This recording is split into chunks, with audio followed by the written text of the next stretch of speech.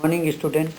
आज हम बात करें औरंगजेब के समय उत्तराधिकार युद्ध के बारे में। इसके बारे में अनेक बार सवाल प्रतियोगिता में डेट वाइज पूछे जा सकते हैं या फिर बड़ा क्वेश्चन उत्तराधिकार के युद्ध के बारे में आ सकता है। उत्तराधिकार के युद्ध वास्तव में औरंगजेब के समय 5 हुए थे। सही देखें तो दारा शिकोह को उत्तराधिकारी घोषित कर दिया था, लेकिन औरंगजेब उत्तराधिकारी बनना चाहता था। ऐसे में उसने कट्टरता, सुन्नी कट्टरता अपनाई और कुछ लोगों को अपने साथ मिलाकर दारा शिकोह के विरोध करवाया दूसरों का, और धीरे धीरे एक के बाद में एक युद्ध में सबको अपनी ओर मिलाता गया और कुछ जो नहीं मिले उनको हराकर अपने पक्ष में राज्याभिषेक करवाया। स्वयं ने करवाया और बाद में वापस उसका सबके द्वारा अभिषेक किया गया। उसके समय जो उत्तराधिकार का युद्ध हुआ था, सर्वप्रथम बहादुरपुर का युद्ध जो बनारस यूपी में उसके पास हुआ था, फरवरी 1658 में हुआ था, जिसका नेतृत्व जय सिंह और सुलेमान शिकोह ने किया था। इसमें शुजा को हरवाया था, क्योंकि शुजा भी औरंगजेब का विरोध कर रहा था और वह भी उत्तराधिकार का अधिकारी बनना चाह रहा था। ऐसे में जय सिंह और सुलेमान शिकोह ने दारा शिकोह के पक्ष में युद्ध किया और शुजा को हराया।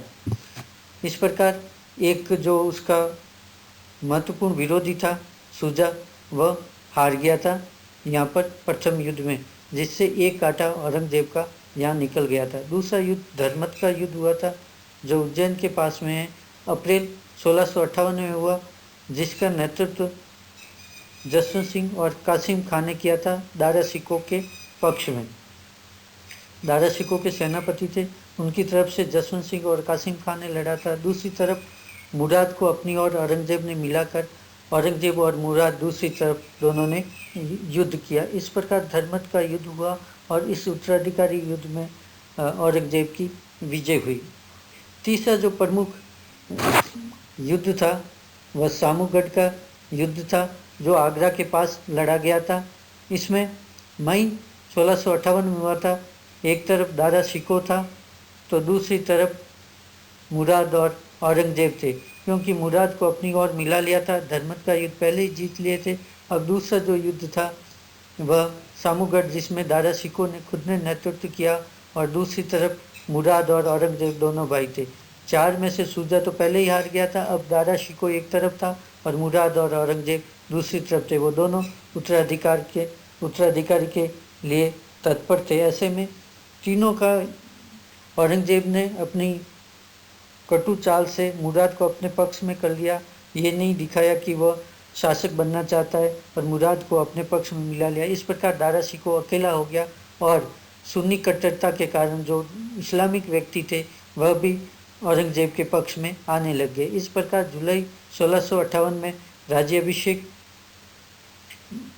का करवाया और बाद में फरवरी 1659 में भी वापस राज्याभिषेक करवाया। इस प्रकार औरंगजेब ने 2 समय राज्याभिषेक करवाया। पहला सामूगढ़ की युद्ध जीतने के बाद में जुलाई 1658 में राज्याभिषेक करवाया।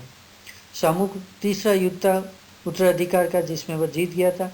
इसके बाद में खांजवा का युद्ध हुआ, जो फरवरी 1659 में हुआ था। जनवरी 1659 में हुआ, जिसमें एक तरफ औरंगजेब था, दूसरी तरफ शुजा था, क्योंकि शुजा भी पहले हार गया था बहादुरपुर के युद्ध में, लेकिन उसने औरंगजेब का सामना नहीं किया था। वापस वो औरंगजेब से युद्ध करना या उत्तराधिकारी बनना चाहता था, लेकिन इस युद्ध में औरंगजेब ने उसको भी हरा दिया। इस प्रकार दारा शिकोह को पहले हरा दिया, शुजा को वापस हरा दिया, और अंतिम युद्ध अब वापस होने वाला था, जिसमें ये निर्णय हो गया था अब तक।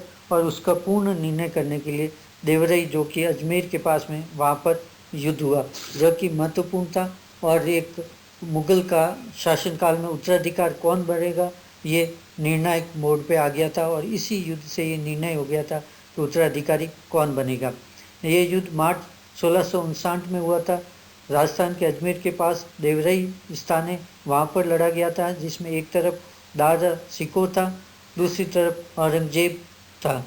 इस युद्ध में औरंगजेब की विजय हुई और इस प्रकार औरंगजेब मुगल शासक बन गया और दारा शिकोह पूर्ण रूप से हार गया।